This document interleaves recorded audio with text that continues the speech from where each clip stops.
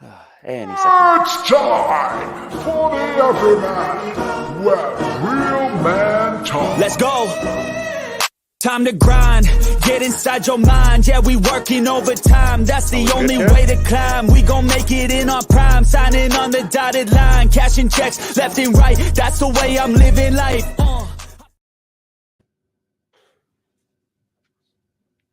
Has that video played? I feel like I missed that. Hello, good evening, and welcome to the Everyman Podcast. Tonight we have a very special guest. We have Eddie Cobb, the founder and the CEO of Adapt.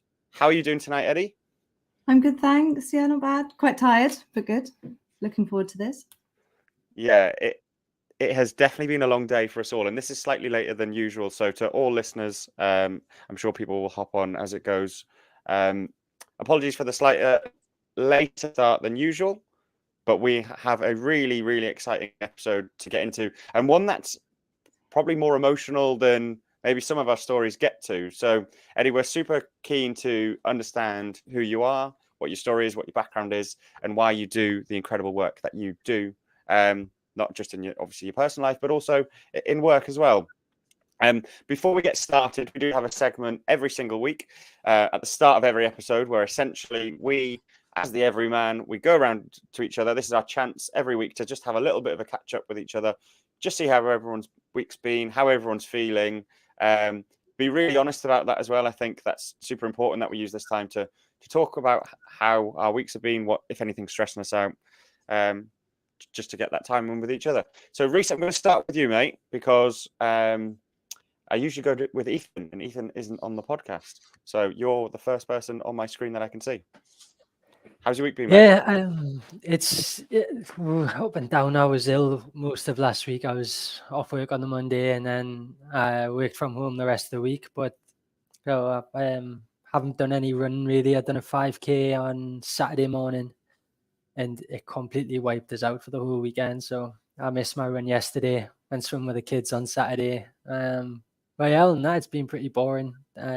Work, not a lot really, but yeah, it's been all right, I guess. How about you, James? So yeah, no. So when I ask that, right, 2 seconds, guys. When I ask that, it's not necessarily just how your week's been. Like, how's your mental health been? How have you been feeling this week? Yeah, I guess not the best because I haven't been running. When I don't run, it has a big impact, really. Yeah, like I always feel when the running stops, sort of my head goes along with it. I let things just take over. Really, I lose a bit of. I don't know how to put it. Really, it's weird what running does for me. It completely clears my head, and without it, it starts to get cloudy, and I lose that ability to have things like a lot more clear. As you guys seen today, in the chat, but no, I am doing okay. Having this, yeah, it's great for us. It really is. It keeps when I don't have. I think if I didn't have this, then running, like, I would have felt a lot cloudier than what I did. But no, it is still good. I am still good. I'm a lot better than where I was 8 months ago. So I'm happy. No, that is great to hear, mate. And yes, we definitely seen a little bit of a Reece wobble today, not in a actual serious way. In a, God, I'm getting a little bit frustrated. Yeah, I need a release of some sort. So I think the podcast has probably come at the best time. James, how are you feeling? And apologies, I think there's a slight delay on me, so sorry about that. Oh, that's all right. Yeah, I'm not too bad. Last week and a half's been a bit hectic because I'm living at the top of Scotland, over 300 miles away from home. So last weekend we went home. We did the live podcast with the boys. So we had a wedding to go to, and we're in the process of buying a house. So we were doing a lot of viewings and stuff. So it was like absolutely hectic. We were knackered. And then we had to drive the 300 miles back up. So this weekend we've done absolutely fuck all.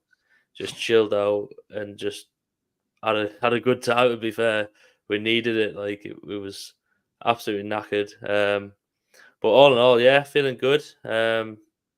full of energy after that weekend. Like, definitely built it back up and well rested. So yeah, how are you, Eddie? That's great news. Yeah, I'm okay. I'm suffering with insomnia at the moment, so I was up at 2 a.m. until 5, and then the kids woke me up at 6, and then I came into work, and that was quite stressful today at work. And then I had some stuff going on with my son, which I can talk about when we get into it. But yeah, it's single parenting is a bit of a challenge, and I'm quite exhausted. But I feel good, feeling grateful today. So yeah, good. How are you, Lewis? No, that is great to hear. Yeah, do you know what? I am shattered, like really, really, really tired. We talked about this before the pod that like my work is about to hit the busiest period of time that it's ever had. As a business, we are going through a really big launch of lots of things. And with that, there's so much change and there's longer hours. I was in London for 3 days last week. And whilst there was some really good, fun social time, that also pays its price on you later on. Like, I feel like I've just been playing catch up all weekend.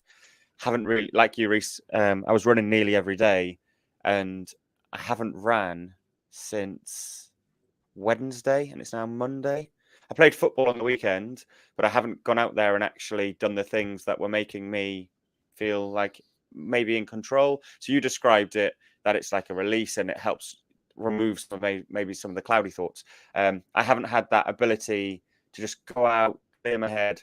So depending on what time we get done tonight, I might even just go and bang out a 5K just to get something done and get back out again in the morning. But I'm not holding my breath because this is one where we have loads of questions. And yeah, I think Eddie's story is something that all our guests, all our sort of audience really need to hear because it's one that definitely resonated with us as a podcast. So that's probably a great segue into Eddie. Do you mind telling us a little bit about yourself and the types of things that we might be discussing tonight, and we can sort of go from there into some questions and things. Yeah, sure. So I'm 32, born in West Berkshire, and I've got 2 siblings. They're a lot older than me, and I now live in Oxford, and I'm in recovery from addiction. I've experienced quite a few relapses, the last one being quite horrendous. And I've just recently celebrated a year clean. And I'm glad to be back. I think whenever I celebrate, clean time birthdays, and when I have in the past, it's always a time for me to reflect, where I was and where I am. And I'm very connected to my last relapse. And I think that's really important. And I don't sit in it, but it's just important for me to remember what it was like for me. And tonight, I can talk about my own addiction, my experiences growing up. I come from quite an affluent family.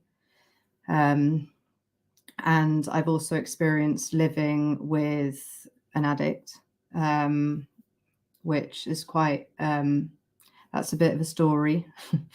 And also talk about a charity that I founded in 2019 and kind of the journey of Adapt, why I set it up and where it is now and my vision for the charity. Yeah, that all sounds like each thing probably within itself is probably a full story again within itself. So yeah, super interesting to almost unpick really non-offensive way and understand all about who you are and sort of where you're at. You touched upon in sort of the early part of what you discussed there. Yes, mate. You're on quite a delay and you kind of timing out a little bit at times there. Okay, Reese, you go. Drop. I'll come back. Okay. Yeah. Yeah. No. I think like Lewis just said there that each little segment of your story could be a full podcast in its own. So I guess really got to start at the beginning, don't we? and have a listen to where your childhood was, and yeah, if you don't mind telling us a bit about that. Yeah, of course. So born in 91 in London. As I said, into an affluent family. My mother's never worked, and my father recently, actually, well, last night announced his retirement after 53 years of working in the city in finance. Never had a day off in his life. So I aspire to be like my father. He's an incredible man, worked very hard, and he worked really hard to give us the best education, what he thought was the best education, and the best kind of life for us all. And as a child, I think I really struggled with my weight as a child. And quite often at work, we talk about generational trauma and how it kind of passes down, through to our children. And my grandmother was a very stern woman. I didn't know any of my grandparents, but my grandmother, she was an interesting woman, very outspoken. She was quite high up in the NSPCC. So she was chairman of the NSPCC committee in London. And she was a very opinionated and very judgmental woman. And she had high expectations of my mother. And when my mother had children, she put on weight, and my grandmother wasn't particularly kind to her and favoritized my uncle. And my mother had so much kind of undealt with trauma that she passed it on to me and my siblings. And I was a very anxious child.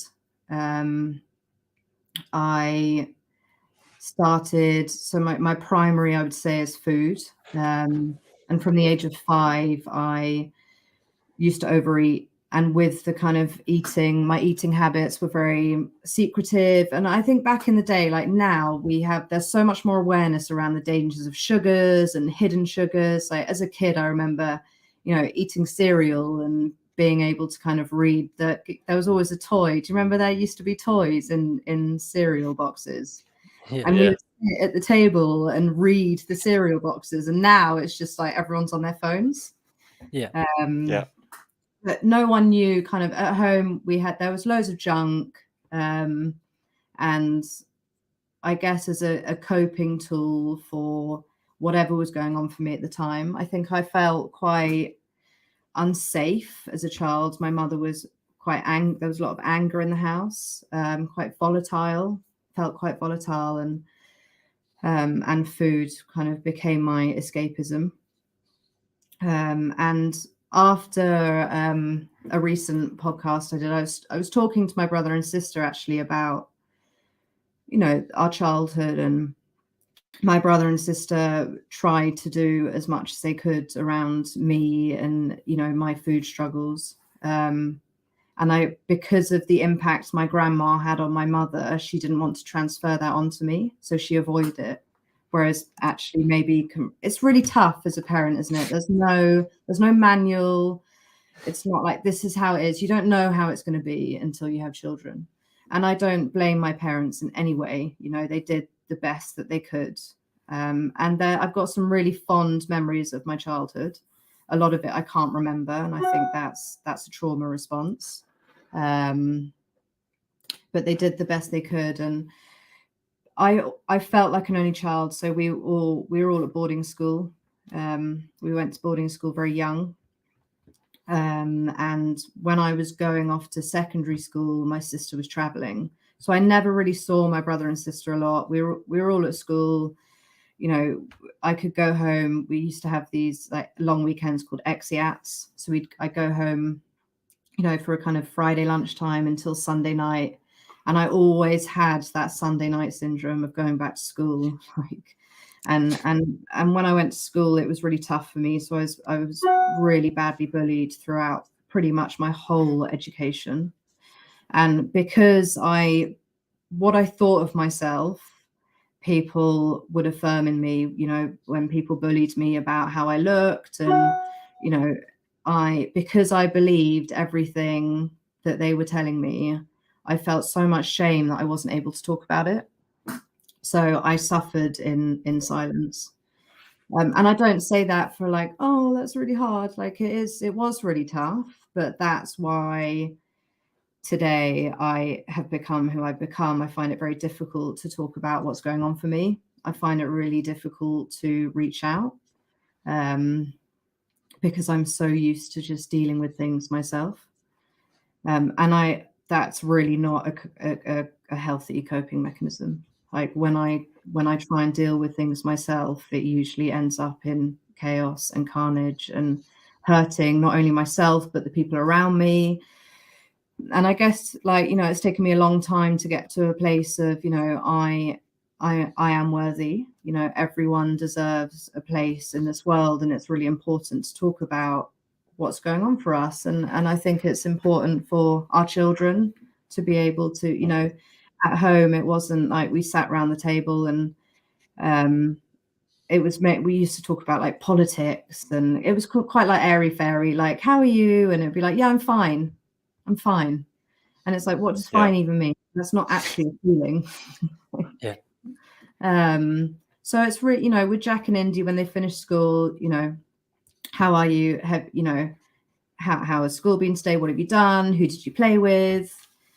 How are you? You know, I ask some particular questions, you know, like, how are you brave today? How are you kind today? So it gets them thinking of like, you know, okay, what can I do tomorrow? How I might steal some of them techniques. Yeah. I mean, I don't get it. Trust me, it's not perfect at all. And actually, there's still a lot of undealt trauma with me. You know, it's my relationship with my son. He's 7, and he's from today gone into therapy. And you know, I spoke about the generational trauma, and that I have passed some of that to my son. So it doesn't matter how much awareness I have and how much, you know, how knowledgeable I am around this stuff. There's a lot I don't know. And I think that comes from I need to do more work on myself. I don't think we're ever the finished product. I think we can always be doing more, you know. And I see myself in my son, which is why I'm so detached from him, because going close to my inner child is absolutely terrifying. And the times when I do connect to my son, I'm in tears. You know, like I connect to him when he is sad. He misses his father. I can get on to talk about his father later on, and I really connect. Everything that my son does and his behavioral challenges mirror exactly how I was as a child. You know, he's very restless. He's very irritable. He's unable to communicate what's going on for him. It takes him a couple of days to be able to talk about what's going on for him. But for me, one of the hardest things in my recovery is being a parent. I find it so challenging, and I'm not one of those mums that's like, I love being a parent. Parenting's amazing. It's really fucking hard, really hard. And you know, like before, I know, Reese, you're a parent, but you see other people with their kids, and you're like, oh, I can't wait to be a mum. Oh, and no one tells you. No one says like, get ready for it. So the reality is like very different. There's nothing that can prepare you for it, really, is There's it? nothing that can prepare you for it. And you just don't know how your kids are going to be. Like, you just don't.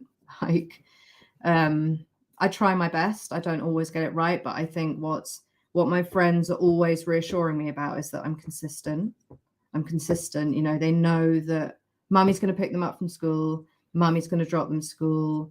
Mummy's there. And I guess maybe Jack is more, he feels safe around me. So I bear the brunt of a lot of the big feelings that are going on for him that he doesn't quite understand what they are. And him going into therapy is, I think, because I've done work on myself and I've been in therapy myself and I work in the field of addiction, I can overanalyze everything. So today I was thinking, okay, I'm putting Jack into therapy. Is he going to grow up thinking that my mummy couldn't handle me, so she had to look externally, and all that stuff goes on? And I just think I'm doing the best that I can.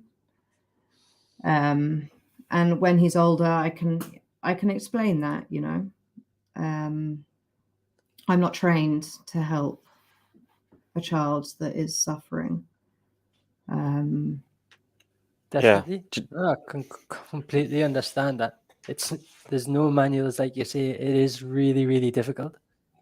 You can only do your best, and that's what you're doing. And you're doing it on your own as well, which is even harder. Sorry, Lewis, were you about to say something there? Yeah, again, apologies. I don't know if there is a delay. You're going to have to tell me if there is or not. Better now. No, Better now. Okay. Yeah, just when you were talking, Eddie, at the start there around like your childhood, and you come from a privileged background, and you went to boarding school, and maybe there wasn't the love as much, because there's obviously not going to be when you're at a boarding school and you're not getting that sort of nurture from your parents all of the time. How do you feel that has ultimately set you up for being a parent today? So if you don't know how to be loved by your parents, maybe as much as you want to love your children as much, how do you think that sets you up to be the mum that you maybe want to be? Well, it's interesting because I always think that growing up, I thought as a parent, there's certain things that I would learn what not to do. So there's things that I would change as a parent, you know, and that will there'll be things that Jack and Indy will want to do that I didn't do that they wanted from me. I just you're never prepared for any eventualities, you know. What I wanted is something that is so far from what I've got. How do I think that set me up? I think, again, it was I in La La Land? No. But I was always destined to be a mother, and I wanted to be a mother. And maybe I did have this fantasy of how it would be like, rather than I'm very optimistic as well. So although I can overanalyze, I'm very positive. And I guess being an addict, I am one that lives in fantasy quite a lot of the time. Yeah, our brain's almost always tricking us that the best thing's always to come. Like the situation isn't necessarily what it is, because there's always an opportunity of tomorrow. Well, I don't actually have a problem. I'm okay. The next day, it'll be fine tomorrow. But then tomorrow never really comes when you're suffering with addiction, because it encapsulates your life, and you are living that nightmare every single day. I think.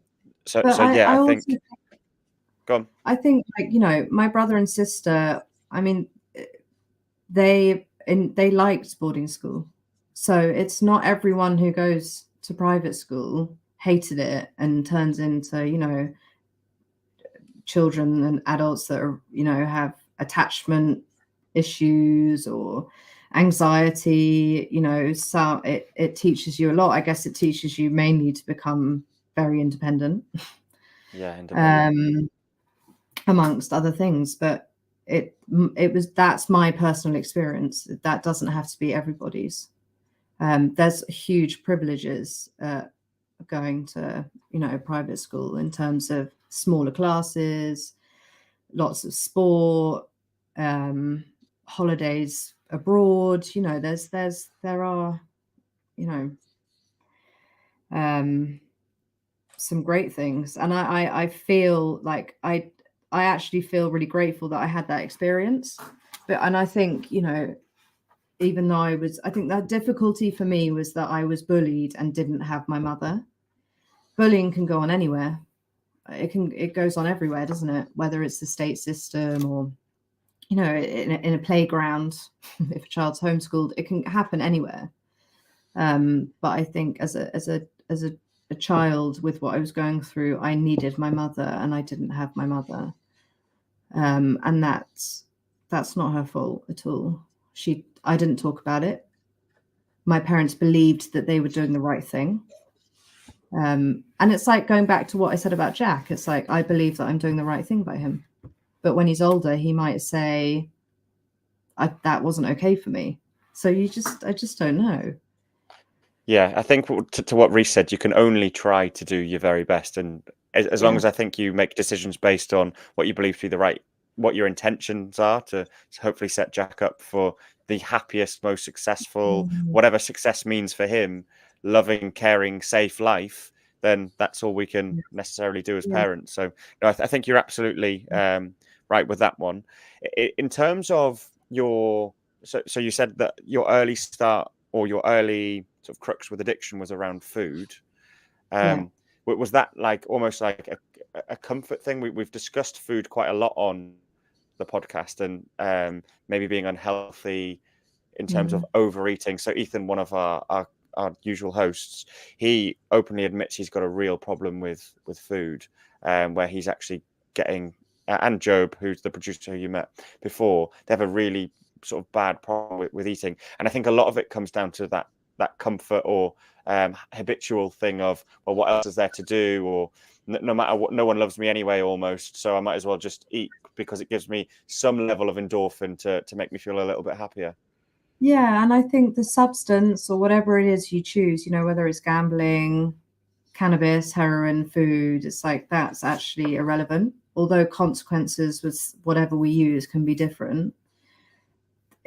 It's why do we do it? Not what do we do, it's why are we doing it? And the more we kind of get our heads around why, people can start to get better. For me, it was that kind of easing comfort of just being out of myself and not sitting with what was going on. And it can be as simple as, I remember speaking to my therapist about, like, why do I keep going back to something that makes me so unhappy? And it's that quick, it's like, like a bagel with butter. And it's like, it's that first bite does the damage. And then it's like, oh, fuck it. I might as well finish the whole thing. Just justify it. And then I'd rationalize and then go, I'll start on Monday. It was always a Monday. Like, okay, Monday morning. It's like, actually, you can start your day at any point. You can have a bad morning, but have a great afternoon. But my head is, I'll start on Monday. I'll start on the 1st of the month. Oh, it's Christmas, New Year's resolution. And that none of those times ever came. They never come. No, that is very true. I think food is definitely one of the hardest things. We have to eat to survive. I'm not saying for me, coming off drugs was quite simple. It was staying clean. But you can, with drugs, you've got to ring a dealer, go and get them, but food, it's like breakfast, lunch, dinner, and snack, whatever, however many times you want to snack a day. If you're eating 5 meals a day, we have to eat to survive. So how do you control something if you're an overeater? So if I'm a restrictor binger, so I can go a couple of days without eating. But once I eat, I can't stop, or I'm obsessing about food. But I think that's also a society thing. It's like, how many people are like, oh, let's go out for dinner on Friday, or let's go out for food. Oh, what's in the office? It's like, what are we having for lunch today? Oh, what's everyone having for dinner tonight? It's all centered around food. Yeah. I mean, I don't know if it is for you, but It Yeah, definitely is. Food's a massive thing for all of us, isn't it? Yeah. I work with like quite a few people, and like as soon as dinner time comes around, everyone's in like the kitchen area, just prepping their food, and everyone's always like, "Oh, what have you got? What have you got? What have you got?" And you got the people who haven't brought any food in, and they're like, they're frothing at the mouth because they just want a bit of everyone's food. It's all that's on your mind, isn't it? Especially when you're hungry, all you think about is just eating. Yeah, and as a parent, you plan. You got to plan. Like, you got to do a food shop. Okay, what meals are we having? Like Monday, Tuesday, Wednesday, Thursday. Yeah. It's just all set. So that has been a real challenge for me, and it's one that I don't think I'll ever kind of come to grips with, because the more I've got a personal trainer, and so when I started using substances, I was using cocaine, quite a lot of cocaine, and once I noticed the physical effects from that, I was like, this is great, you know. So was this the losing weight you're on about?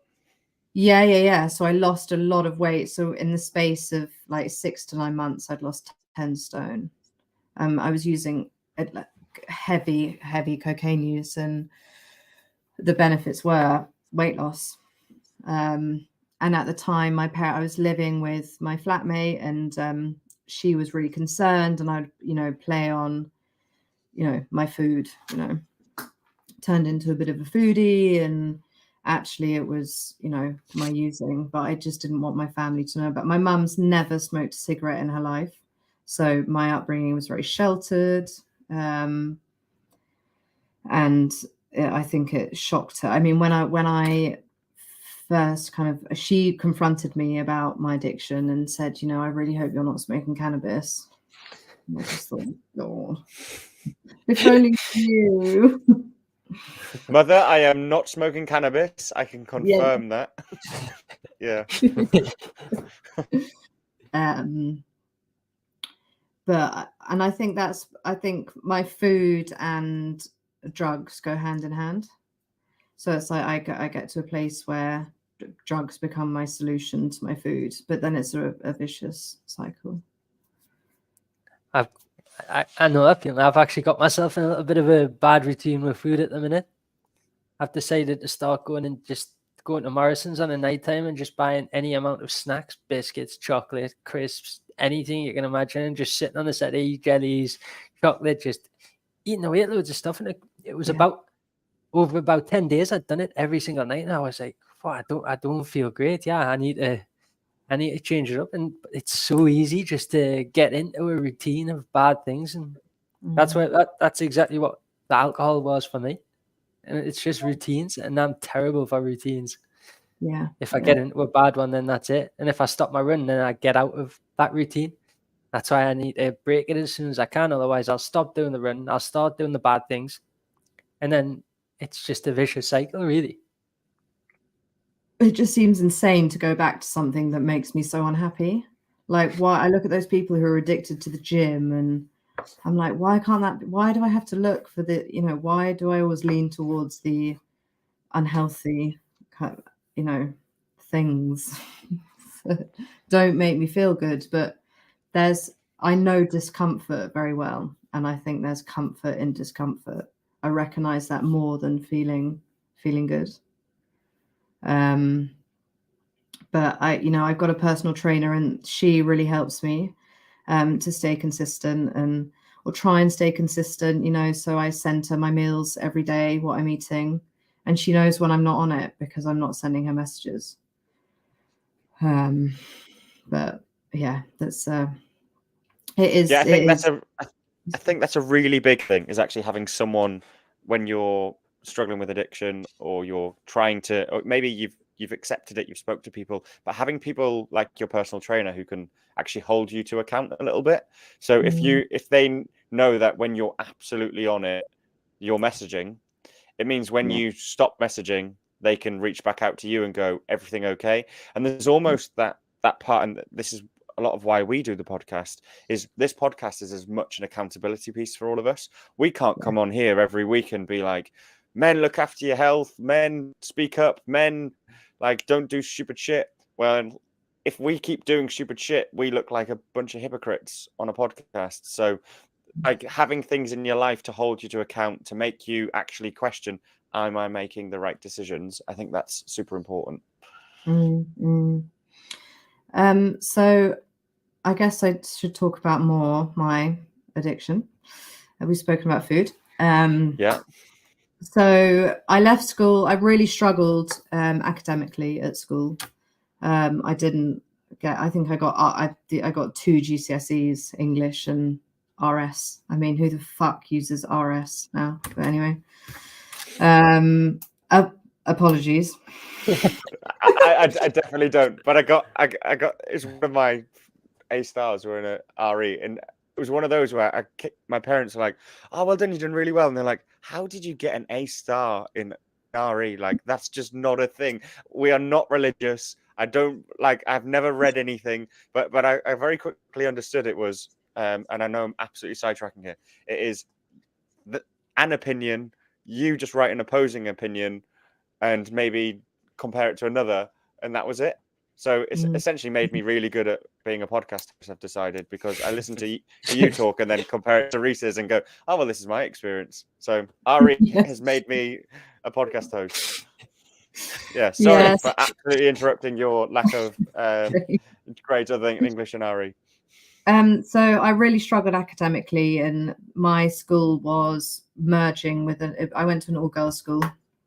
And it was closing down and merged with another school, and they basically had the teachers were like, we don't know what she's going to do for her A levels.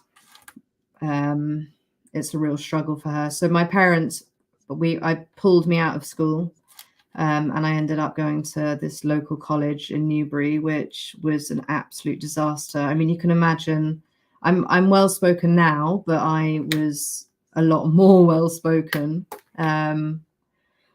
And it was just a recipe for disaster. But going back, before I started taking substances and when I was at school, I used to drink a lot. And whenever I drank to excess. So I drank to blackout. I don't like alcohol. I don't like the taste of it.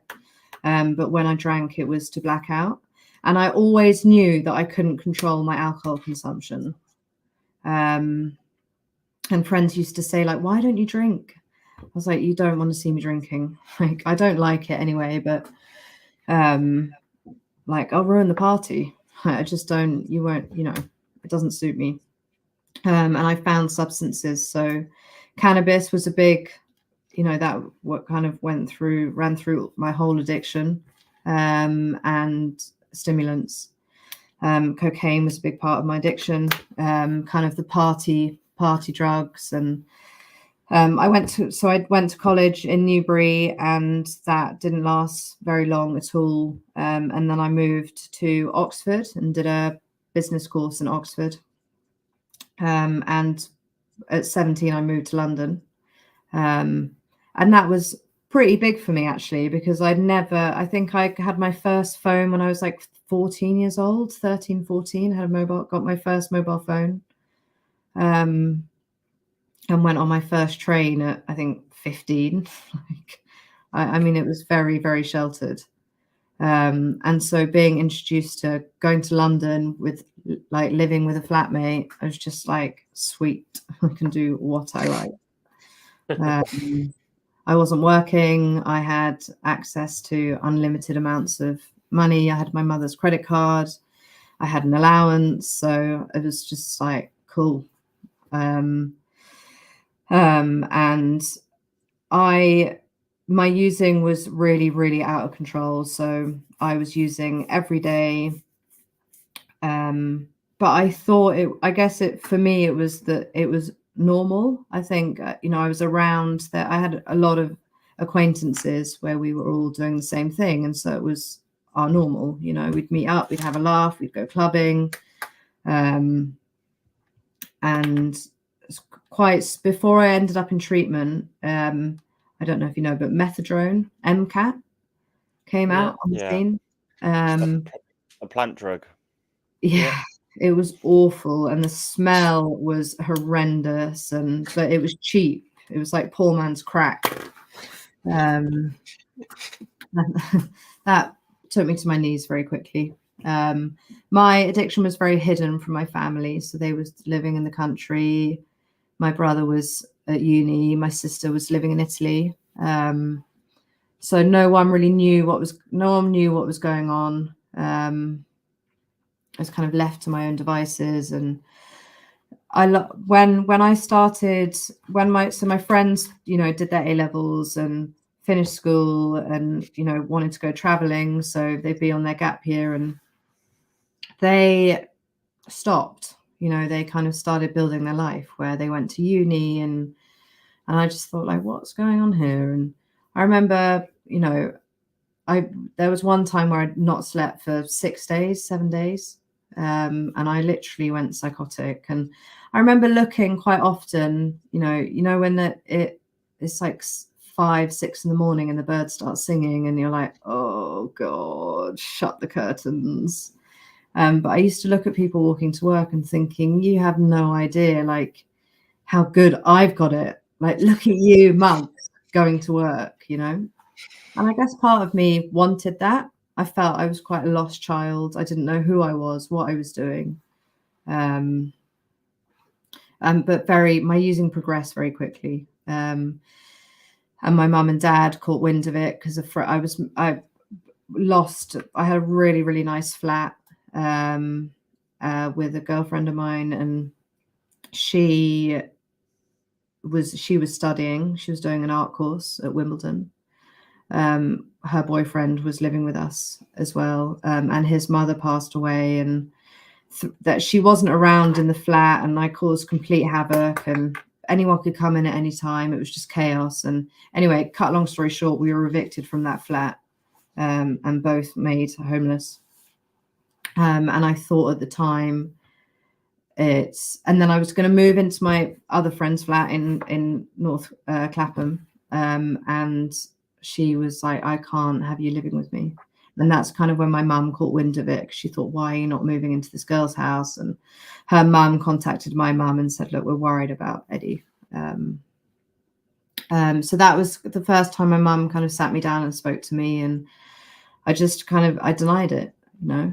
I was so terrified of their response, and I probably didn't want to stop. Mm-hmm. I didn't want them to have. Go on. But when you think back to that period of time, did you just were you really good at, like, there was the fun party Eddie who was out doing that version of yourself, but then when it came to the people who you love, care about, you were able just to almost act as a completely different person and turn it on. I'm a complete chameleon. Yeah. I can be anyone you want me to be. So whatever group I was around, I would change into, because I had no identity. I didn't know who I was, you know. I didn't. Yeah. I lost myself. I didn't even find myself. I was always I was an unhappy child. But when I found drugs, it gave me this new this false confidence. And I guess I just lost myself even more. You know, I really, really deteriorated. I was 6.5 stone when I ended up in treatment. I was really, really, really ill. Bloody hell. And I remember I hadn't seen my mum for ages, and I went to see her, and she just at the door was like, where's my daughter gone? Like, where has she gone? And I said, oh, you know, I'm fine. And when I couldn't move into my friends in Clapham North, and I you know, blagged them and said, you know, a couple of friends going to India. I said, I think it'd be really good for me to get out of London and go traveling for a month. And that was great. I had a good time in India. I went for 6 weeks, I think. But whilst I was out there, I bought back a lot, you know, many copious amounts of Valium that you can buy on the streets. And again, I didn't even realize the risks of that, you know, bringing back a controlled substance, stopping off at Dubai airport with copious amounts of Valium to London. But I guess kind of naivety is bliss, right? Because if I did know, I probably would have looked very guilty at the airport. Yeah, you did well. Yeah. So everyone, Eddie's bringing out a book next year. It's How to Smuggle Drugs from India and Dubai into the UK. It will be available on Amazon for $9.99. We'll do a special code at the bottom. That is absolutely wild, that story. I know. Could it be a completely different story as well at this podcast if you hadn't been caught in Dubai? Yeah, I know. And I went back to London, and obviously, if anyone understands addiction, traveling was not the solution. And I came back to London and I was living on my friend's sofa, and I just carried on, but added an extra habit to the cocaine and was using, copious amounts of Valium, until it came to a serious head where I was really unhappy. My parents were incredibly worried. I think at that stage, my brother and sister probably intervened. And my parents sat me down and said, you need to get help for this. So we had a family doctor at the time. And I was honest about what I was using.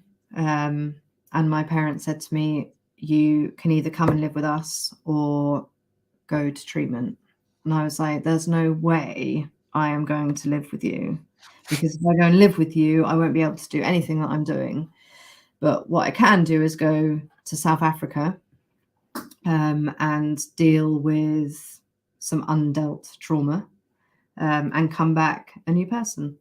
And I think I knew nothing about addiction. I didn't understand addiction. I thought addicts were people that lived on the street. Addicts were people that injected heroin. I just had, alcoholics that were living on a park bench. I had no understanding. I thought it was for like the rock stars and the rich and famous, and what I've learned today is it can affect anyone from any walks of life, whether you're a billionaire to, someone that's got, not a pot to piss in. So, and when I went to treatment for the first time, I remember the therapist, he said to me, you know that you can never use again. And I was like, what? I'm 19. Like, I'm going to be really boring. How am I going to have fun? And I just couldn't grasp. I just couldn't grasp the concept of it. And it took me many years to fully understand my addiction. And I had to go through some quite traumatic events to really understand the gravity of what I suffer with. And I wouldn't recommend that to anyone. That was just my journey. At this point, when you were 19, had you realised you had a problem yet? It's interesting though, yes, to alcohol, but not to drugs. But I think alcohol, I'm someone who's very controlling. Cocaine made me feel in control. Alcohol didn't. So I wonder if that's why I didn't continue to drink alcohol. I liked the way cocaine made me feel. And I didn't, if I'm really honest, looking back, I didn't want to stop. I didn't want to continue what I was doing, but I didn't want to stop. But I don't have an off button. So at that time, I didn't realize that I can't just use now and then. It was like all the time or not at all. And I hadn't fully Sorry, again, apologies. I think there's a delay on me again, and I'm sorry for that because I'm starting to talk and then you're talking. But do you know when you look back to there and you say you were enjoying what you were doing, but you didn't want to stop? What were the enjoyment parts of it? Like, if you look back at what were the times that you look back and think, actually, that was a really good time? Or do you think you were just enjoying, almost thriving in the chaos of, wow, there's so much excitement because it was so busy? I think, avoiding myself. I wasn't having to face reality. I had no responsibility. I wasn't doing anything. My life was pretty chilled. It wasn't chilled, but you know what I mean? It was just like, that became my normal. I didn't know anything else. Mm-hmm. And I thought that I had a really good group of friends. Like, there were a few of us that were doing the same thing until I lost everyone around me. And I was suddenly like, where's everyone gone? Everyone had enough of me. But I thought that there was a group of us doing it, and it was not. I thought it was the norm. I used to put a lot of it down to being normal as well, with like drinking. I went to AA when I was 21 because my mom said she thought I had a problem with it. So when I went to AA, I didn't go because I wanted to be there. I didn't go because I thought I needed to be there. And when I was there, I just made excuses as to why I shouldn't be there. So I know exactly the feeling you're saying. Like, I already had a picture of what them people were going to be like in the room, and when they started saying stuff, one person said that she was walking a kid to school and she was drinking, she'd popped to the shop and bought a bottle of vodka and she was drinking that. And I was like, well, that's not me. I'm just going out after work. Yeah. I'm partying. Everyone does it. Everyone goes out. I think I was 20, like I say, 21 at the time. So that was the normal for everyone. So I was good at making excuses. It's the preconceived idea, isn't it, of what an addict is or who an addict is. So from the background that I came from, trying to accept that I was maybe this kind of, creature that didn't deserve to be, do you know what I mean? Just this judgment of somebody. It was like, oh, I'm definitely not like them. Like, ooh, like I was, very snobby. I still can be, I'm quite judgmental, but I judge, but I'm also very compassionate and very recovery's taught me so much, and I'm so grateful for I feel like I've become who I've meant to become, and I am who I am, and it's not all about impressing my family and being around the Joneses and compete with or do something for somebody else. It's like, actually, I do what I want today. It's not about, standing up there with who people want me to be or who people think I should be, or do you know what I mean? Yeah. And it's made me who I am today. Like I've learned so much from the people that I spend my time with, and I still keep in touch with some of my friends from school, but I've just learned so much. Like being with people from all walks of life, I think has been a really humbling experience for me, and has taught me so much, opened my eyes up to a lot. And I'm really grateful that I'm not stuck in this bubble of la la land. Like I've experienced some really harsh realities, and that is because of addiction. Yes.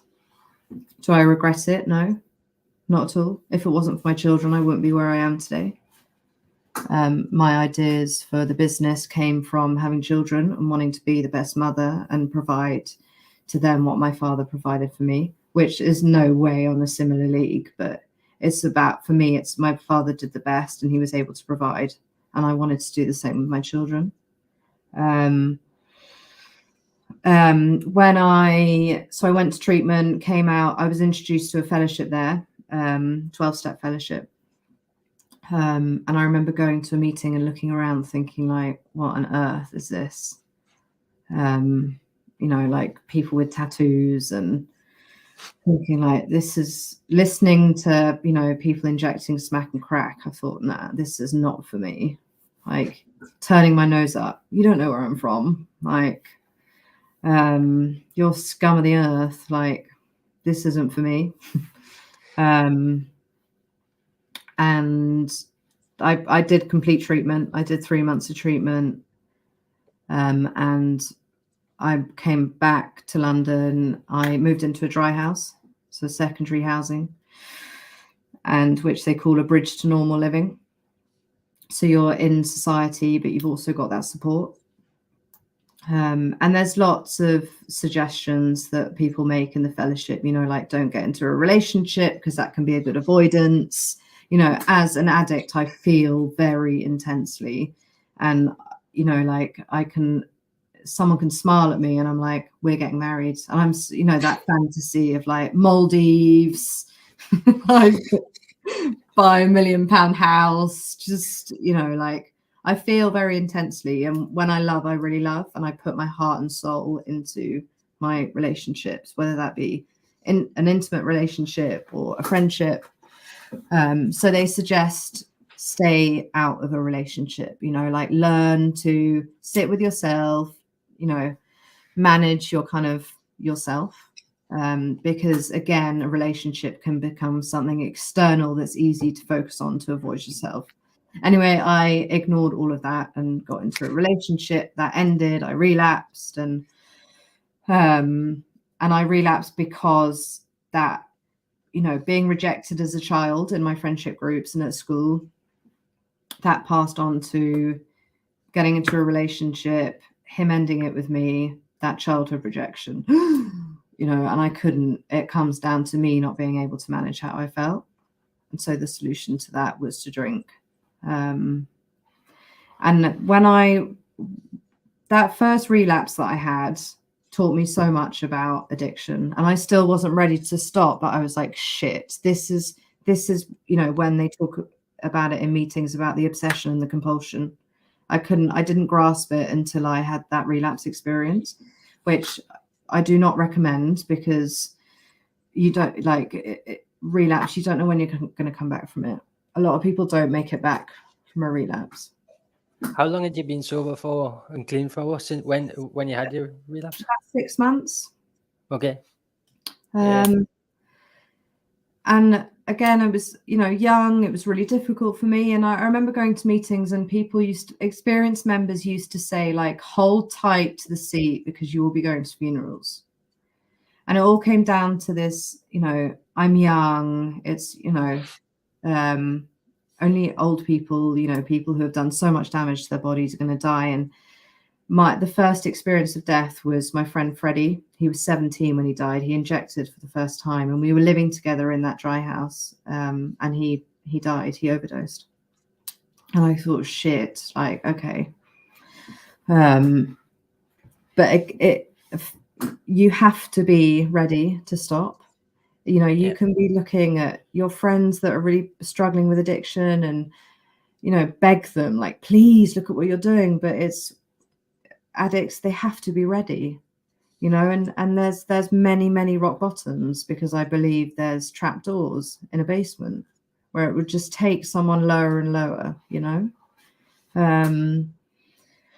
and the cycle of my relapses continued, and I ended up back in treatment, and just a vicious cycle, really, of relapse and going to meetings and listening to the differences and not struggling to identify with people, because I wasn't listening to why, I was listening to what. And sitting in meetings, and a lot of people were, heroin addicts and crack cocaine addicts, and that wasn't my story. And I just thought, I don't belong here. This is for me, but I was going because I was, met some amazing people and got some good solid relationships. And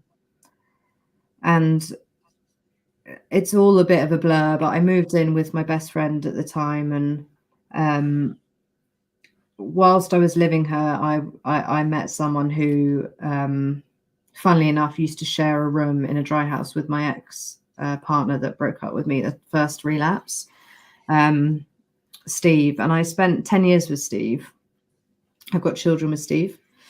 And for the first time ever, I really got an understanding of addiction, because he was 18 months clean when I first met him. But what I didn't know was when we started getting into a relationship, he had relapsed, and he's a IV heroin crack cocaine user, and he was using, and I knew nothing. I was introduced to a whole new world of, like, I can't even explain it really. It was just this, it was like flying into space and just seeing a whole new different kind of world that I knew nothing about, that I was introduced to. And did you want to say something, Reese? I think Lewis. I was going to say, was that the severity of the drugs? Is that what you mean? Like the heroin versus cocaine and weed, like it's the impact that it had on people. I think with stimulants, there's no physical withdrawal symptoms. I mean, the benzos, when I first went into detox, before I went to South Africa for rehab, I detoxed off 300 ml of Valium, and I was really unwell during my detox. And I was saying to the nurses in the hospital, I was like, what is wrong with me? My sheets are soaking wet. My body hurts. I'm throwing up. I can't sleep. I'm restless. And she was like, it's called a detox. I was like, what the fuck's a detox? Like, just again, no understanding, you know. But I think when your heroin causes severe withdrawal symptoms, and that's why people go back to it that's why people can't stop using. That's why people commit crimes, because it's like, you know, you have a headache, you take a paracetamol, the headache goes. You're a heroin addict, you get sick. What are you going to take to get well? You're going to take heroin. So that's why heroin addicts get into the vicious cycle. I guess why was it so harrowing? Because of what that drug did to him, what that drug made him become, but also the fear of leaving Steve was far greater than staying in the relationship. So I was clean for a year in our first year of the relationship. And in that first year of the relationship with him, I was begging outside laundrettes to get money for his addiction.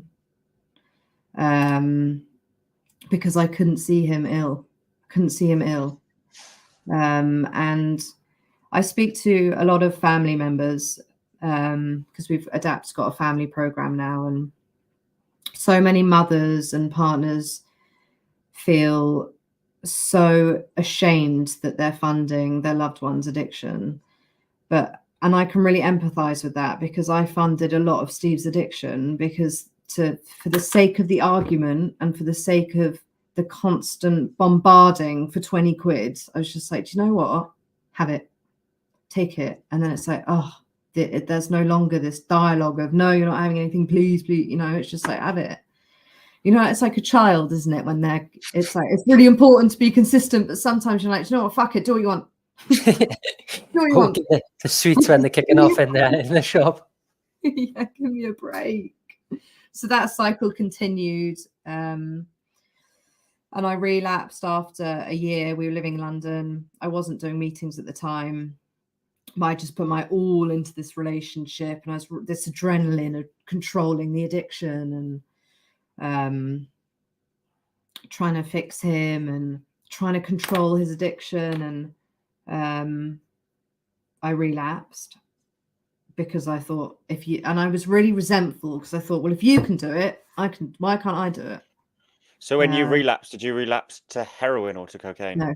No, not at this point. I drank. I was using some prescription medication. So that was the other thing. I was very good at manipulating psychiatrists. So a girl that I was living with in a dry house, she had bipolar, and she was given a certain type of medication, and she always looked quite like drowsy. And I thought, so I'd go to my psychiatrist. I told him that I was fit. Some days I felt quite good, elated. Other days I felt really low. And he was like, I know what you've got. And he diagnosed me with something called cyclothymia, which is a rapid form of bipolar. So bipolar's like long stints of, you know, depressive and manic, whereas mine were like short stints. And he prescribed me the medication that I wanted. So I was abusing that in my relapse as well. But I think a psychiatrist is going to give you anything. If you're paying them 400 quid an hour and you see them for 10 minutes, they're going to give you anything, aren't they? And that didn't really continue. I guess my addiction was Steve. My addiction was controlling his addiction. And we were living in London. I'd moved to Battersea. And I was 20, 21 at this point, and my parents said, look, we're not paying for you anymore to do nothing. Like, this just, it's not like, you can get a job, or you can come and live with us in the countryside. Now, they had no idea. I mean, I hid my addiction from them, and they had no idea. I mean, Steve's addiction was secret from so many people. I didn't tell anyone about it because of the judgment. Because of people saying, you know, you need to leave him. I just didn't.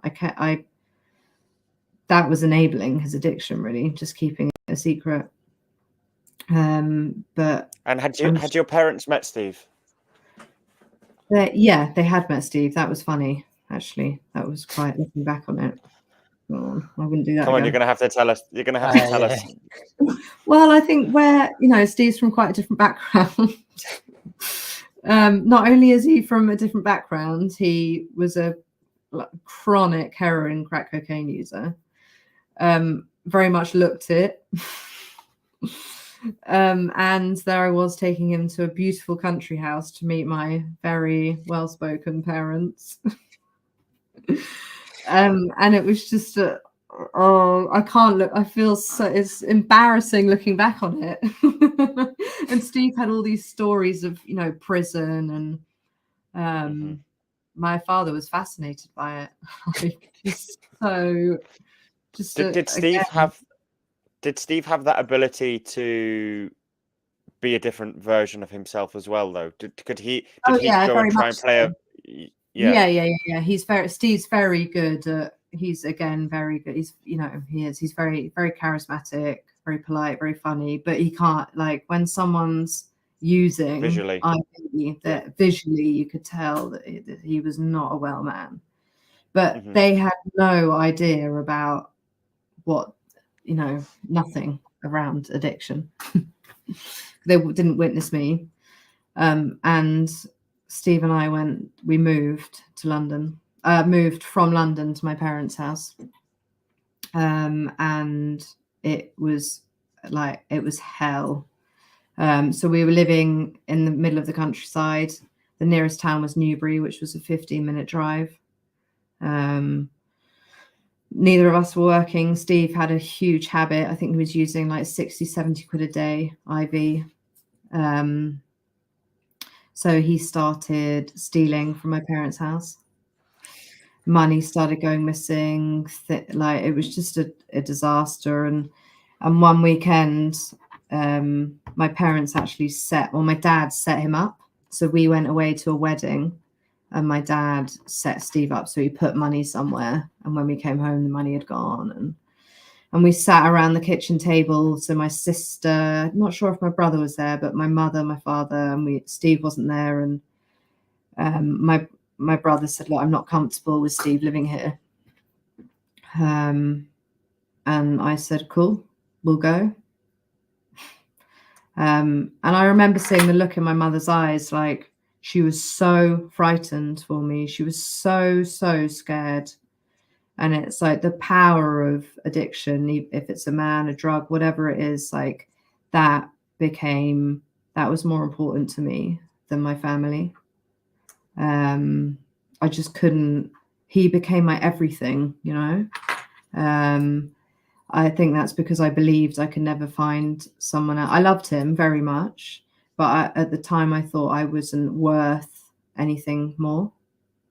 I didn't think that I'd ever find anyone else. And I think I don't know if I'll speak for myself, but when I'm with someone, I never think that I'm going to find anyone else. It's really hard letting go of a relationship, for me anyway.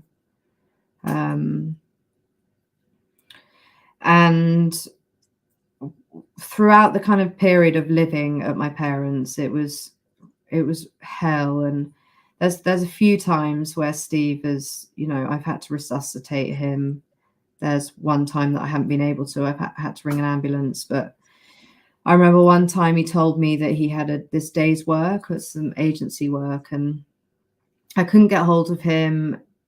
He'd taken the car. So I had my mum wasn't there, and I couldn't leave. And I thought, like, what am I doing? Where is he? Why isn't he answering? And I started, like, I'm CID. A lot of my friends will, those women that are just like find everything out. I feel like every woman ever on the planet, like they are so good at just knowing everything. I think it's so. I'm one of those women. Like, if my friend gets into a relationship, she'll be like, "This is the name. Look it up." And like CID Cobb. Yeah. In this instance, it paid well, though, didn't it, to have that? Yeah, detective. Anyway, I thought, find my iPhone. Let me track him, because he had his mini iPad iPad mini was at the house. So I tracked him, and he was in Tesco car park. So I had to get a taxi. And at this point, I think he just wasn't. Steve used to do this thing where he knew that I would go mental, so he would just hang up the phone all the time. And I always used to say to him, like, just, you know that you're okay, but I don't know you're okay. Just like, anything could have happened. And he was hanging up, wasn't answering. And I thought, I'm going to go and get him. I'm going to find him. So I got a taxi. And he was slumped over I saw the car in Tesco car park, and he was slumped over the clutch, and he'd overdosed. And I had to give him mouth to mouth, and he came round and he said to me, I can't do this anymore. I mean, he was off his face, but I took him he was like, I've got to do something about this. And I took him to the local drug services, to get him onto a script. And I'd introduced him to meetings in London because he always hated them. But I had tried to take him to some in London, and he wasn't ready for them. And when we were in Newbury, he was like, I need to do something different, I've got to try out some meetings. So we found a local meeting in Oxford, and went to that meeting, and kind of fell in love with the area. I mean, I've always really liked Oxford. My school was very close by to it. So I knew Oxford quite well. It's a bit like a fluffy London. And I thought, what better than so my relapse I was using for about 6 months. There were times where I used to say to Steve, I will pay for you if you let me have some. And he was like, I cannot introduce you to something that has destroyed my life. I mean, he ended up on it because he lost his son James was stillborn. About 8 months, I think James was, and his ex-girlfriend had to give birth. So that's how he ended up taking heroin. But he said, I just can't, there's no way you're touching it.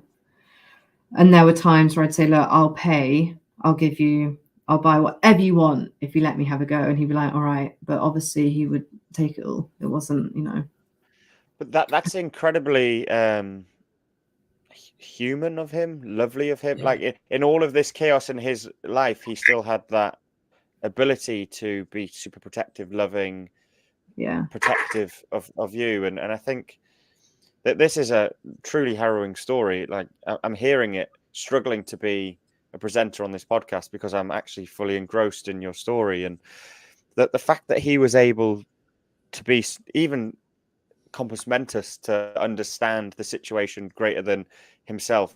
So his addiction, whilst it was clearly hammering his own life, but the fact he was still able to look out for you, I think there's a lot to be said for that.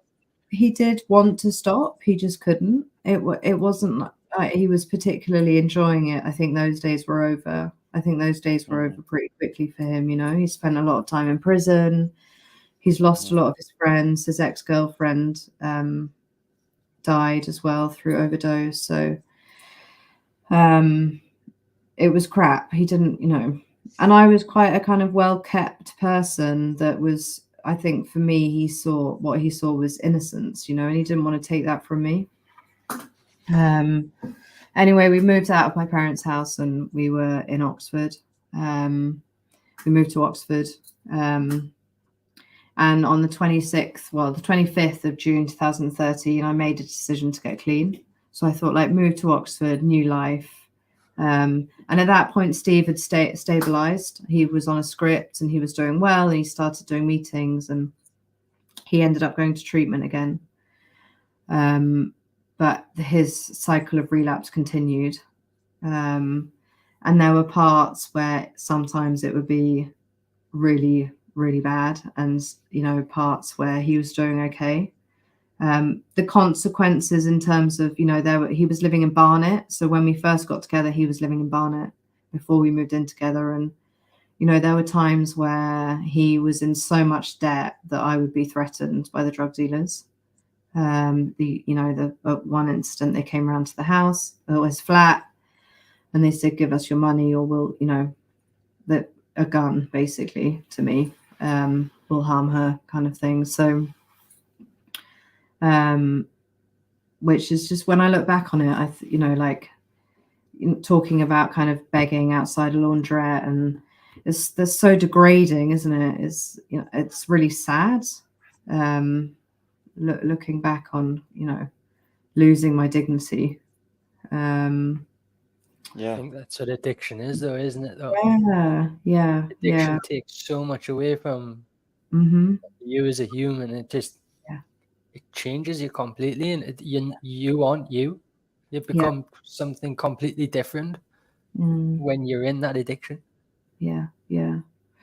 So we moved to Oxford. True. I got a job, and Steve was, what became his solution to his problem was, he'd get clean and then he'd end up on taking Subutex. And what's that, sorry? Just for our listeners. So like methadone is a substitute, but it's a different. So Subutex is a blocker, depending on how much you take. But methadone's in liquid form, and it's called buprenorphine, but Subutex is tablet form. So it makes heroin addicts basically feel well. So rather than taking the substance, they can be prescribed something by the doctor, so that they don't have to go, if they can't go out and score, they've got something that holds them for the day. Some people are really good at sticking to scripts and some people aren't. Steve was pretty good at sticking to Subutex scripts, but he would abuse the Subutex. So he would sniff them rather than put them under his tongue. But to me, that wasn't really an issue, because I was like, as long as you're not creating complete carnage. Anyway, he always longed to be a father. And when I was 20, I fell pregnant, or 21. And he really wanted the child. And I said, there's no way I'm having a child with you. You're using. I'm not bringing a child into this world. Certainly not at my age either. And he was destined to be a father. And I always believed that Steve would die from addiction, but I always wanted to give him his dream, which was to be a father, before he died. Going to treatment last year, my therapist kind of pointed out on how sad that I put other people's needs in front of my own that much that I'll give someone a baby. But he was clean. He was 9 when Jack was born. He was 9 months clean. So he was clean when, or it must have been a bit after. I think I can't remember, but he must have been just under a year clean when Jack was born. And the day Jack was born, Steve relapsed. And I can never get my head around that, ever. Like, giving something that he's always longed for, what should be the most beautiful moment of your life, he relapsed. And I found out when I got home from the hospital, so it was quite a traumatic birth. And the flat was spotless. And I thought, something's not right here. And Steve came in. I was lying on the bed and he said, I've relapsed. I was like, what? Are you fucking joking? I've got this newborn next to me. And I just thought, oh my God, that's it. My life is over. I couldn't understand why. And I still don't know to this day why, whether it's because he can't take responsibility, whether because he's inherently that selfish. I don't know. Maybe he felt really elated and couldn't handle that feeling. I don't know. I was just about to ask that if you knew any idea what it was that caused it, because it's horrible. Yeah, I can feel. Yeah. It's. I don't know how to speak. I genuinely don't. It really. I don't know. Grips is. I didn't relapse or anything when he was born, but like my third son that was born in July, I nearly never got to meet him because of addiction. When I ended up standing in the middle of the train lines when my partner was, when she was pregnant, it's crazy. There's no real. Yeah. You kind of put words in it. You could. Sorry. Yeah, I don't know what. I think for me, listening to that story, and it's probably because we've all grown up on like Disney films and romance and love. So hearing your story to this point has been like, he's got himself clean. You have a baby, and even though I know there's more after the story, and I know it, that like my body's like, or my mind's willing it on that. Well, he got himself clean, and like you have a family, and there's so much love and happiness in that moment where. I really feel sorry for him in that moment that he wasn't able to control it or be in control or whatever that might be. Yeah. Because he had everything that he could ever want, surely. I know. Yeah. I know. It's insane. I've got an understanding of my addiction, like around what triggers me and my own battles, but I'll never fully understand addiction as a whole. I won't. It's insanity at its finest, you know.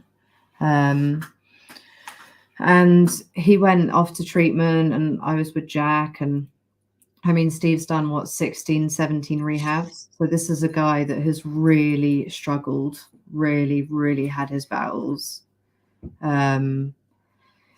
And in 2020, so there was an incident where so I always wanted to, so Steve was physically present, like physically he is a far better parent than I am, and emotionally I would say that I'm better than Steve, or it's something I do better than him.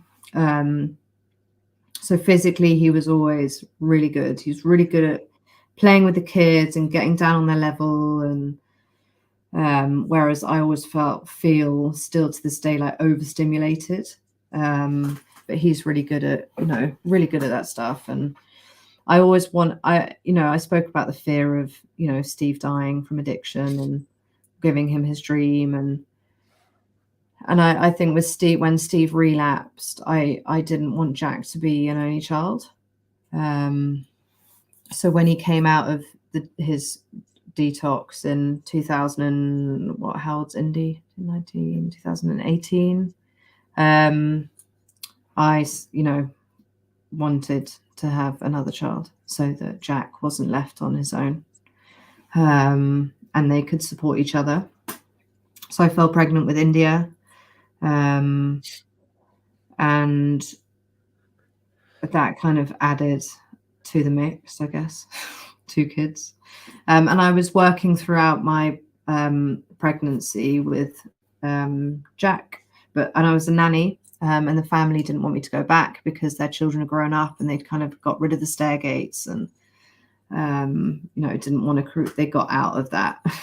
Like the children are grown up. So I was on maternity leave and fell pregnant with India. And after I had when I was pregnant with India, I thought, I do not want to be a mum that doesn't do anything. I think it's really important. I want my children to see that you have to work for nice things in life. You have to work for what you want, if you want nice holidays or just any holiday, if you want nice things, you want to be able to treat yourself, it's important that you work. And that those ethics came from my father, and just general family. Like my family come from, apart from my mum, like cousins, and you go to work, right? You go to work to earn your living from where I'm from.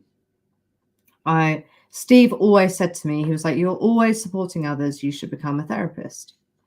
And I thought about it, but I thought, I'm not really, I think I'd struggle with the education side, and I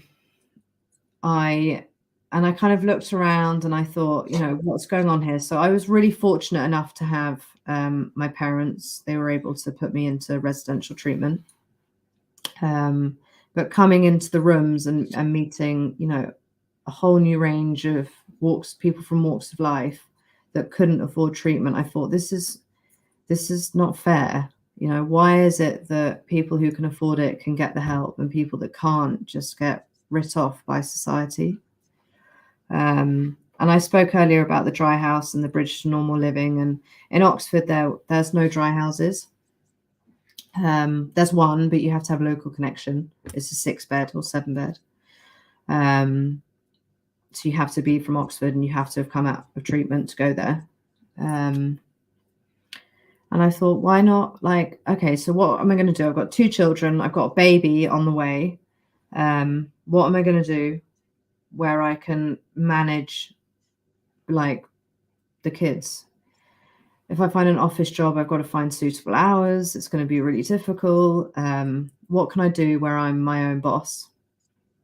And I kind of looked around and I thought, well, there's no dry houses in Oxford. And what I'm seeing is people are being separated from their families. So they're going off to treatment and they can't move back to Oxford because it's too high risk. So they don't want to go home. They don't want to go home to, where they are in Oxford because it's too high risk. And for me, I think addiction is a family illness. I think everybody gets impacted. And I think it's really sad that loved ones, the addict has the physical problem, goes off to treatment and gets help, and the family members left, with no support, no treatment. The addict can go and get treatment, but the family members just sat at home with all this trauma. And I thought, I want to bring families back together. It's really important to bring families back together. And I also wanted to stop the cycle of people in prison who are just recommitting crimes because there's not enough support. So I thought, okay, let's find a charity. Let's let's make up a charity. Like, why don't I open up a dry house?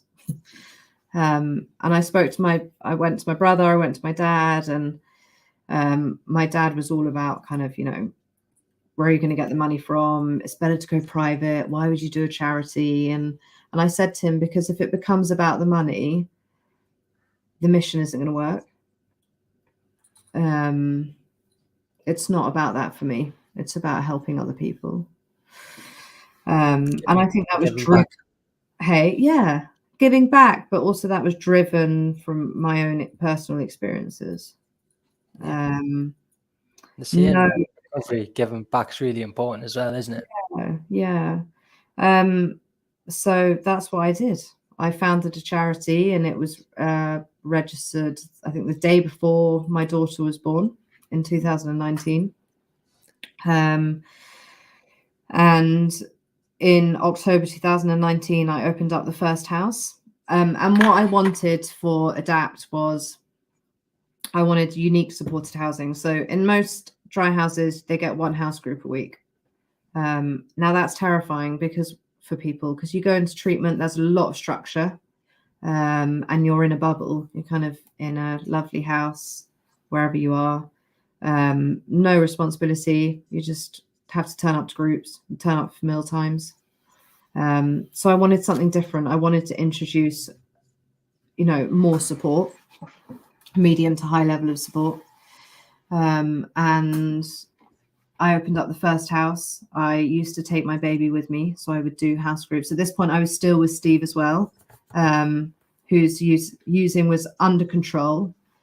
He wasn't using Class A's, so he would help out. And I used to take Indy with me. And I remember one of the trustees, he passed away in June, but he said to me, he said, get the second one. So the first one filled quite quickly. You don't have to have a local connection. And he said, get the second one. I was like, really? Like, I'm doing this all on my own, managing 5 clients with a baby was enough for me. So I then opened up the second one, which we opened in January 2020. I did a sleep out. So I how I raised money was I sent a letter to all my family, friends, and cousins and godparents and said, "This is what I want to do. Here's the vision. This is my mission. This is what I need to raise to open the first house," and I raised it. And then for the second one, I did a sleep out, 48-hour sleep out on the streets, and raised £11,000. Yes. And that enabled me to open up the second house. And then the Christmas before I opened the second house, I met someone who works in a residential treatment center, and he said, "I'm really interested in what you do.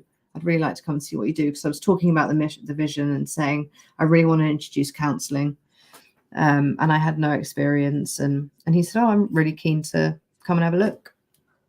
And I said, "Well, I can't afford to take anyone on at the moment, but I would really appreciate your support."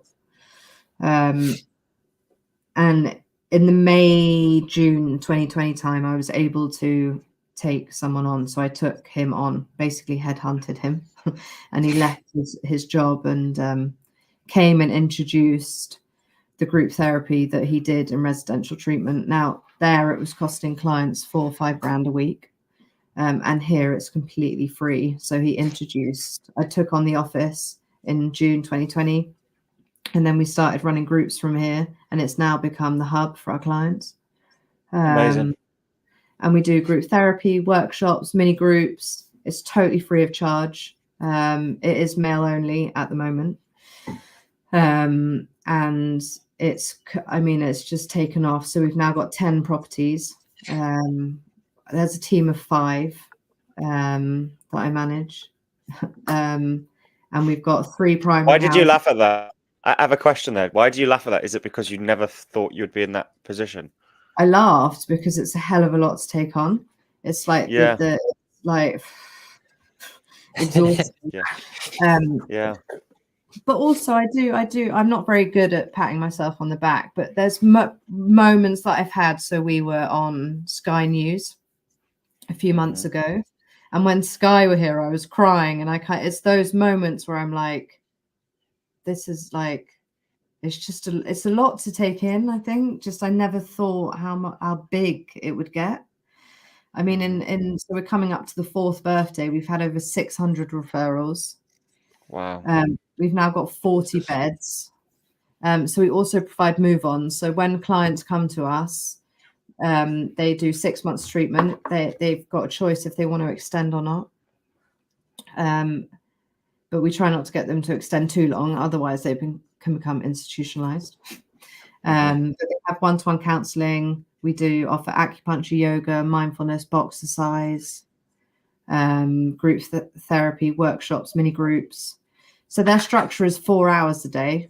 And they come here, they go upstairs, and we've got move-on accommodation. So once they've completed the program, they graduate. We put on a graduation for them. They get a certificate, which to some people might seem like nothing, but actually, I think as addicts, we feel we're good at not completing things, you know. So I think it's really important to acknowledge that their success of completing treatment, and 6 months is a long time as well. Yeah, absolutely. And then they move into one of our move-on accommodations. So we've got a couple of flats, 2-bed flats. We've got 3 beds, 4 beds houses. So yeah, I mean, I didn't think that it would ever come to this. I didn't know I didn't have so the business plan was on here. So I had like, this is what I want to do. I'm just going to wing it. You know, I have no experience of setting up a business or nothing like that at all. But I thought if I can go from my own experience, then hopefully it can become something. And for me, it was like, as long as it helps one person. And, you know, this place I've seen people see their children. I've had one client who's been on probation from the age of 18 to the age of 40. He's no longer on probation. He didn't see his kids for 7 years. He's now seeing his kids every other weekend. Like, amazing. Just stories like that, you know. I love hearing things like that. Yeah. It's really beautiful, isn't it? But going back to 2020, so I left Steve in 2020. And he went to treatment, moved in with a friend, relapsed, and I went off to a boot camp. And whilst I was at boot camp, Steve had relapsed hard, and he was looking after the children. And social services rung me because school got wind of it, and the school rung social services, and social said to me, if you don't come home, we'll be picking up your children from school. Must be one of the worst phone calls you can get, that is it? Oh God, it was awful. And I was all the way in Norwich as well, so that wasn't a nice call. We just got people commenting saying it sounds like you're doing an amazing job. What a brilliant service. All those sorts of things. Yeah. So I left him, and I left him because I had enough. I think creating a kind of abstinence-based community helped me as well. And I thought, I really want this man to get clean. And whatever I've done in the past has not worked. So something's got to change. And I thought, just try, consequences are what stop people. The loss of me wasn't enough. I've seen very recently, we nearly lost Steve. He was very close to getting a serious blood infection. And we were at the hospital, and more recently, I've learned to really detach from Steve's addiction. I've had to, for my own kind of well-being. And it's been really, really, really tough, seeing someone you care about so much. Steve and I are really close. We're very, very close friends. But just seeing someone like that, I just couldn't watch him anymore. I just couldn't do it. And when he went off to treatment, he's been to so many, I've lost count, but he went to treatment in 2020 and or 2020, 21, what year are we in? 23. So 2021, he went to treatment, and during COVID, I found COVID because COVID hit in the March of 2020. And I really struggled with meetings, with Zoom meetings. I just wasn't connecting. I think we all did, right? Felt really disconnected. And I was really overworked. So I was working all hours,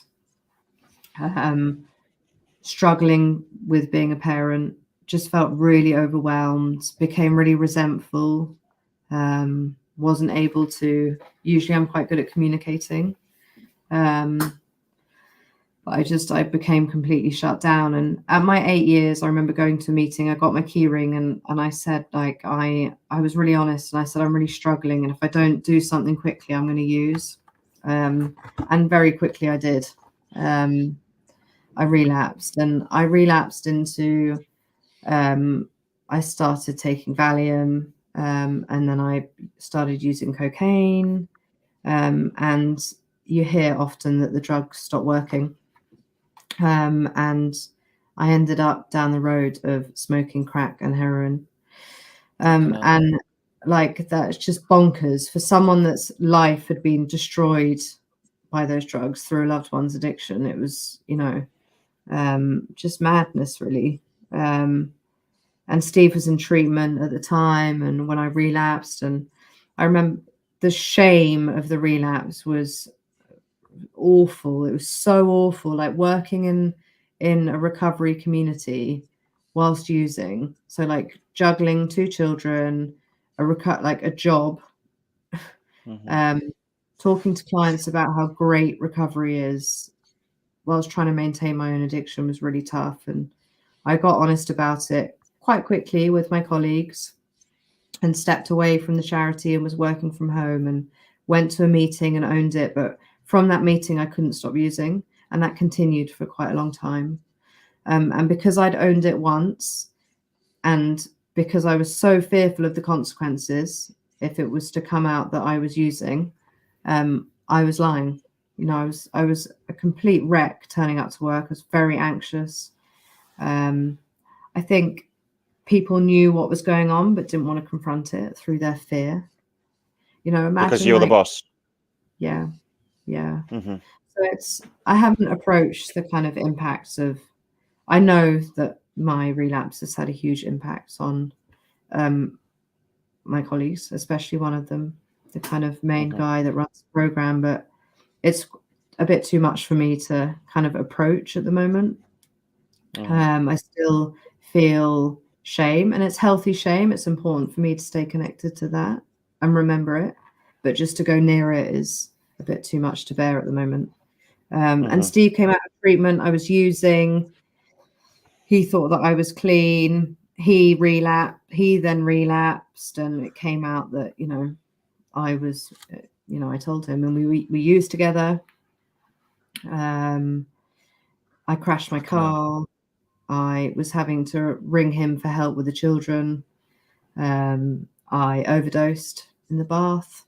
My kids were in the bath. I overdosed when they were in the bath. But Steve was there. No, Steve wasn't there. A friend came round. Like, he Fucking hell. came round to see me, and I wasn't compos mentis.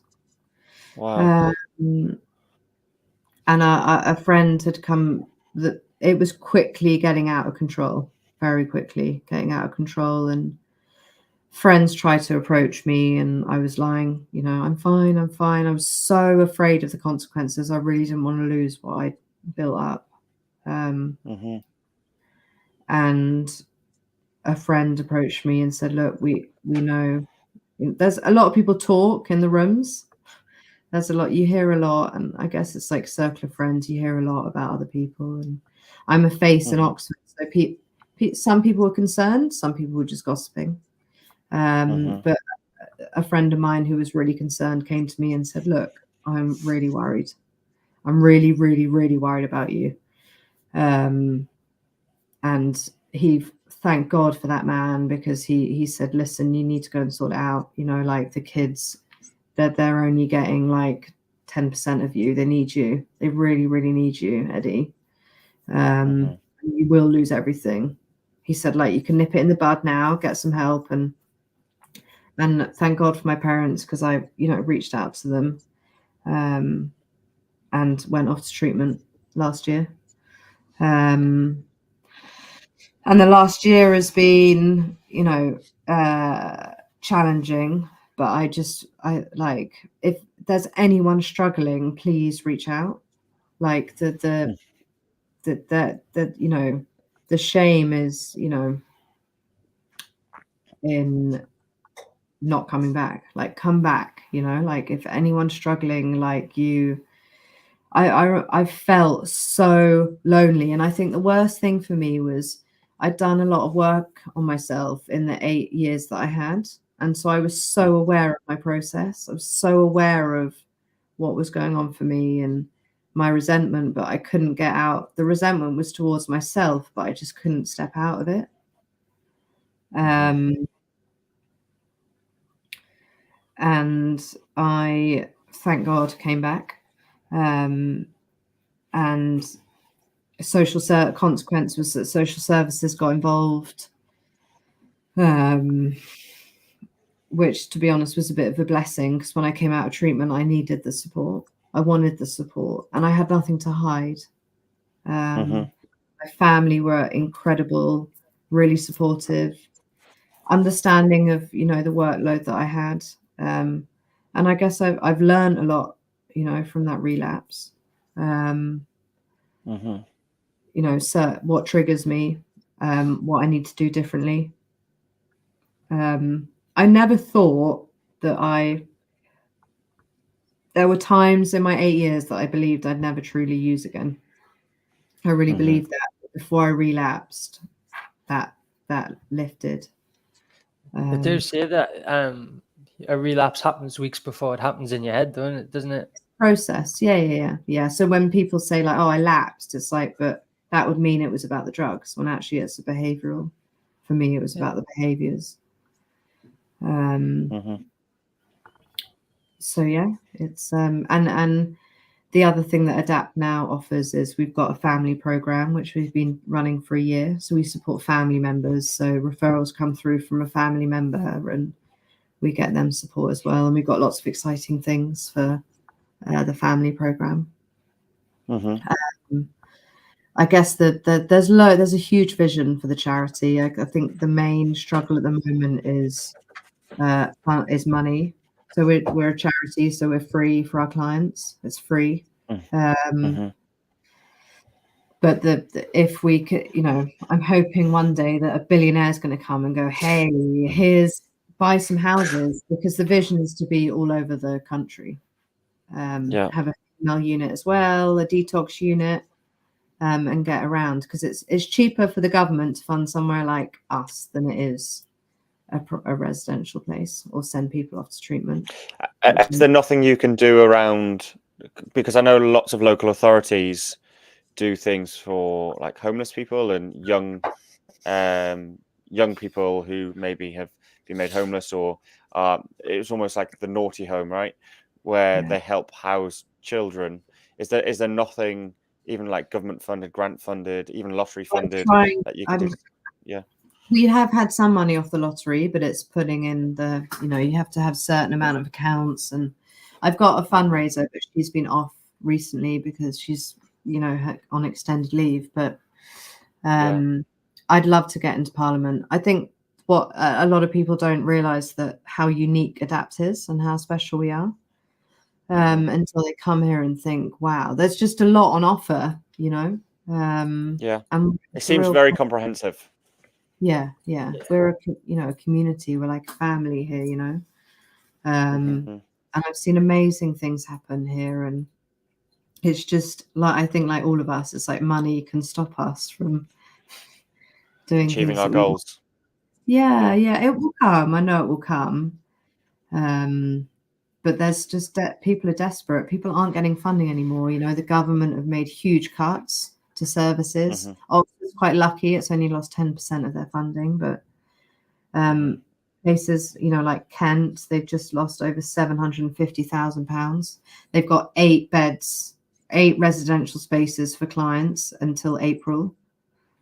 It's like, that's why there's such a huge problem, on the streets, and it's just really care they're horrendous. I think what I've taken from here is that there's almost, so I have a level of understanding with addiction, and from personal experience and seeing people that I really care about as well. And I don't think people really understand not just the impact it has on the person, but it's the people around them, the environment around them, and the fact that you're actually looking to address that more than just the individual. You're doing the family support, you're doing the work to not just help someone get clean, but actually help someone understand why being clean and how they can build routines and coping strategies or future protection strategies in their life.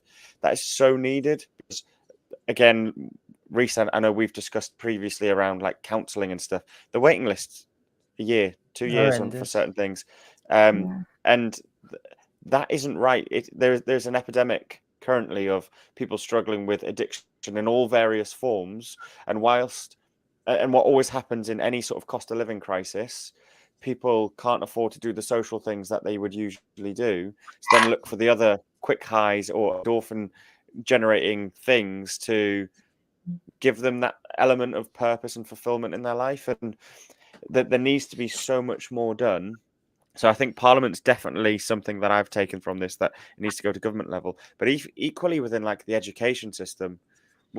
Us all going through school, we're all, other than James, me, you and Risa, around a similar sort of age, early 30s. There was nothing discussed in school when we were in school about addiction and the fear of it, and how to understand mental health and all these wider topics. There's so much more that that should and can be done.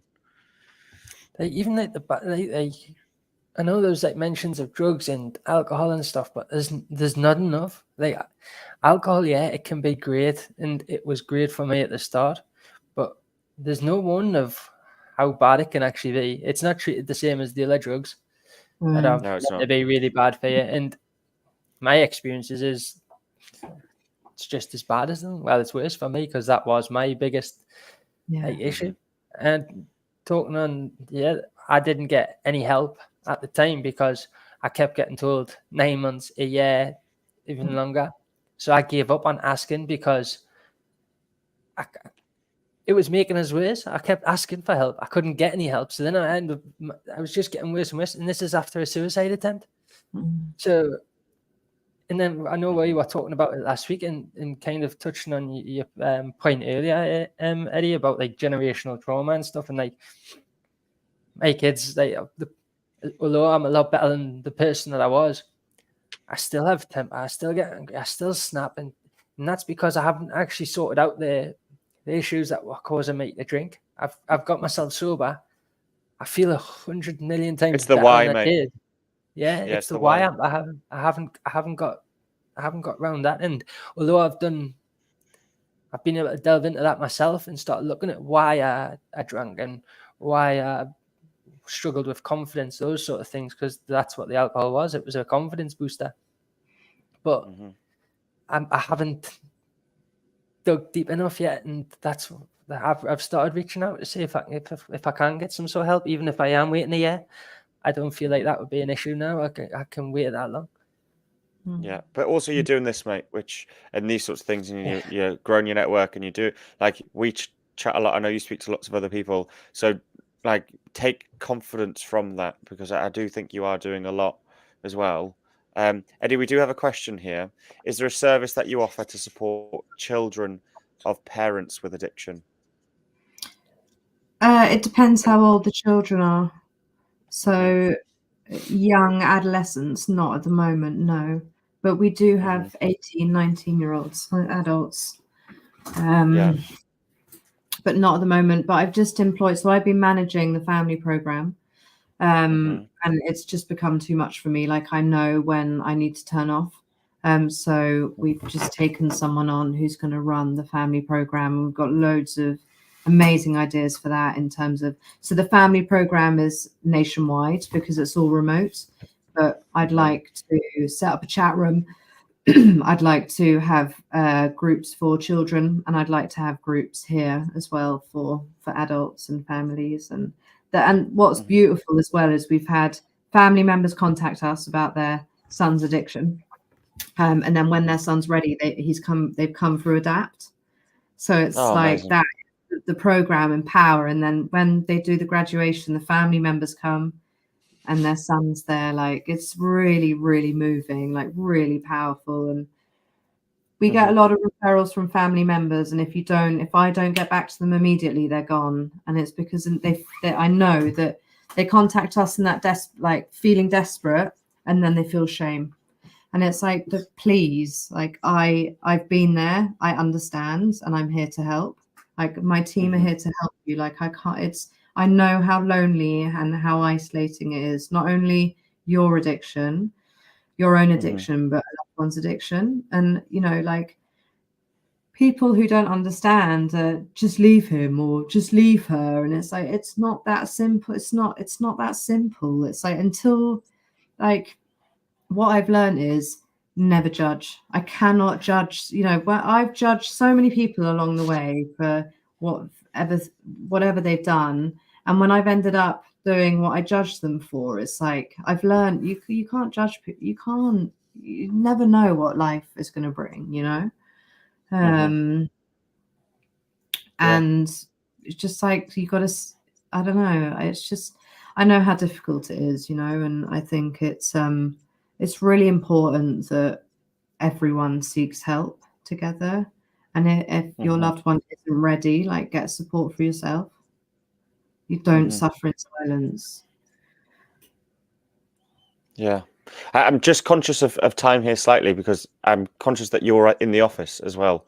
So that's also a thing, and it's 10:10. So I suppose the last sort of bits as we get there is, what do you want your future to be? It's been honestly so inspirational in so many ways, and humbling and emotional hearing what you've been through. But what do you want your future to be, and how do you plan for that when you've had a relapse potentially only like a year and a bit ago or whatever. Like, how are you making sure that your future is everything that you obviously want it to be? I think it's really important for me to stay in the day. So I do have a vision for the charity, and I believe that will come true. But for now, it's if I project too much into the future, I'm not present. And it's really, at the moment, I'm really trying to focus on my children getting some help. Steve's back in treatment, which is really good. But my children are desperately missing their father. And for me, it's about, I'm very good at putting everybody else first. And I think this past year has been about really looking after me and knowing what I can take on and what I can't, and I guess that my future is, all I ever want is for my children to be happy, for my children to have their father back in their lives, and for Adapt to continue helping people save their life and bringing families back together. God, if that isn't something that makes you motivated, yeah, wow. Yeah, unbelievable. Is there, just before we wrap up, is there anything else that we've missed that you wanted to cover, Eddie? I know we discussed the fact you've been on a recent podcast and you maybe wanted to cover something else, but have we covered everything? I think I've spoken a lot more about Adapt and parenting. If anyone watching this wants to donate, please donate. Yeah. How can they donate? Where do they go? What do they do? So go onto our website, which is adaptoxford.org.uk, and it will have all the information there. If you want to make a referral, put in a referral. If you're unsure, if you can't, there is the donations page with all the information. But if you want to speak to me, email me. You can find me on Instagram. Just spread What's the Instagram handle? What is it, Reese? I think it's. I'll get it up now. There's two. So I think there's adapt_Oxford, and then my personal one is Eddie Cobb 21. What would do to be 21 again, eh? No. Yeah. Actually, no. No. Okay. Well, no, you probably wouldn't. But I tell you what, I would love to be 21 again. But no, honestly, Eddie, your story has been. You're probably the first. Well, no, you are the first guest that I had to hold back tears. So you didn't quite crack me, but nearly. Your story. You cracked me. Yeah, your story is honestly so inspirational. I cried the first time I listened to the podcast. Did you? At that point, I didn't today, and I thought, all right, I'm going to be fine. And then I don't know, it was something completely different to the first time I got this, and that's the beauty of your story. Really, it's like you get so many different emotions through it. The hope that comes out at the end, and the positivity, the inspiration. It's genuinely amazing, your story. And I know obviously it would have been extremely hard to live through at times, but where you are now, and I've never said it, but congratulations on 1 year as well. Huge congratulations. It is inspirational. Thank you. So massive congrats for where you are now. Christ, it's got us again. Oh, bless him, man. Worry, say. But yeah, thank you, Eddie. Thank you, James. Thank you, Reese. And thank you to all of our listeners who've joined us throughout this evening. If you're catching this on Spotify, Amazon Music, Apple Podcasts, Acast, when it goes out next week, because you wouldn't have caught the live version, please go and follow Adapt. Go and reach out to Eddie and the team. And yeah, we are so grateful for all of our listeners, and we will catch you on the next one. Thank you and good night.